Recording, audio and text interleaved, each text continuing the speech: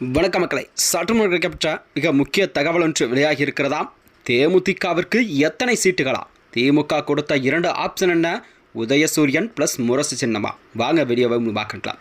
அதாவது தமிழகத்தில் வரக்கூடிய இந்த 2026 சட்டமன்ற தேர்தல் என்பது இன்னும் 2 மாத காலம் கூட இல்லாத நிலையில்தான் தமிழக அரசியலுக்கெல்லாமே சூடுபிடிக்க தொடங்கிவிட்டதா. அந்த வகையில் தான் அனைத்து கட்சிகளும் கூட்டணி தொகுதி பங்கீடு அரசுகளில் மும்பாரமாக செயல்பட தொடங்கிவிட்டதா. அந்த வகையில் தான் ஆளும் கட்சியான திமுக மற்றும் ஆண்ட கட்சியான அதிமுக மற்றும் புதிதாக ஆரம்பித்துள்ள விஜயின் தமிழக வெற்றி கழகம் மற்றும் சீமானின் நாம் தமிழகன கண்டிப்பாக தமிழகத்தில் இம்முறை 4 முனை போட்டி நிலவக்கூடிய சூழல் தான் உருவாகி கொண்டிருக்கிறதா.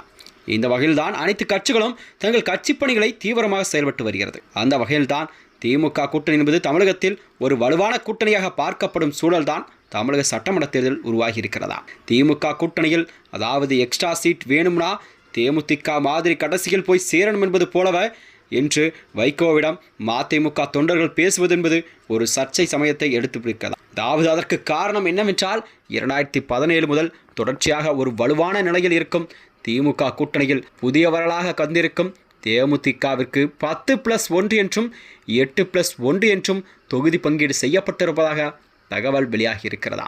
ஒரு வழியாக எடப்பாடி பழனிசாமி கொடுக்காத இந்த ராஜ்யசபா சீட்டை மு.க. ஸ்டாலினிடம் வாங்கி எல்.கே. சுதீஷுக்கு கொடுத்து விட்டார் பிரேமலதா விஜயகாந்த் அவர்கள்.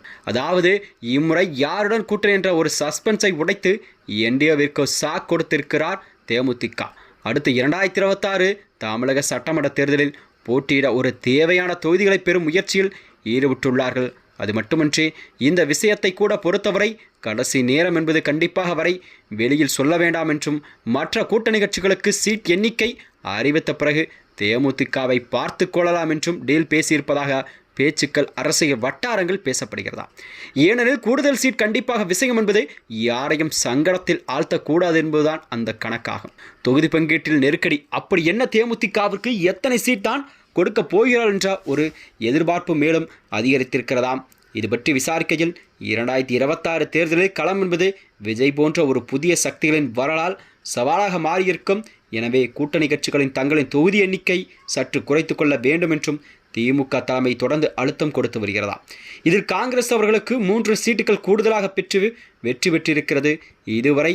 அதாவது IUMS-ML 2, மனிதநேய மக்கள் கட்சி 2, மதிமுக 4 என தொகுதி பங்கீடு ஒரு அதிகாரப்பூர்வமாக கையெழுத்திடப்பட்டதா. இதில் 3இல் உதயசூரியன் சின்னத்தில் ஒரு தொகுதியில் தனி சின்னத்திலும் மதிமுக போட்டியிடுவதாக வைகோ அறிவித்திருக்கிறார்.